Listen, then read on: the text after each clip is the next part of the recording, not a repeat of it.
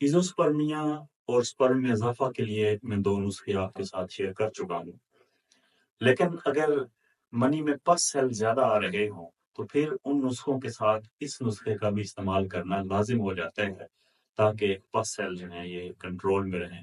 اور ان کی زیادتی ختم ہو جائے۔ پس سیل کی زیادتی کو ختم کرنے کے لیے آپ نے ایسا کرنا ہے کہ امبا ہلدی 20 گرام، دماشا بوٹی 10 گرام، چھلکا ریٹھا 10 گرام، کشتہ سنکھ یہ بالکل بے ضرر ہے، یہ 20 گرام، آملہ خشک 10 گرام، گوند کیکر 10 گرام اور رال سفید 10 گرام۔ یہ بہترین اور شاندار فارمولہ ہے اور صرف 21 دن آپ نے استعمال کرنا ہے، صبح و شام اس کا کیپسول بھر لو، یعنی ساری چیزوں کو صفوف کر کے پاؤڈر کر کے پھر کیپسول بھر لیں 1000 mg کا، ایک کیپسول صبح و شام استعمال کریں۔ 21 دن کے اندر اندر پس سیل جو ہیں وہ ختم ہو جائیں گے۔ جو ہی پس سیل کنٹرول ہونا شروع ہو جائیں گے، سپرم وہ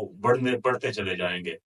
اور یہ تینوں نسخے اگر آپ ایک ساتھ بھی استعمال کرنا چاہیں، ایزوسپرمیا والا بھی اور سپرم میں اضافے والا بھی اور پس سیل والا بھی، تو یہ تینوں آپ ایک ساتھ بھی استعمال کر سکتے ہیں، لیکن ایزوسپرمیا والا وہی مریض استعمال کریں جن کے نل آ رہے، اگر نل نہیں آ رہے تو پھر وہ استعمال نہ کریں۔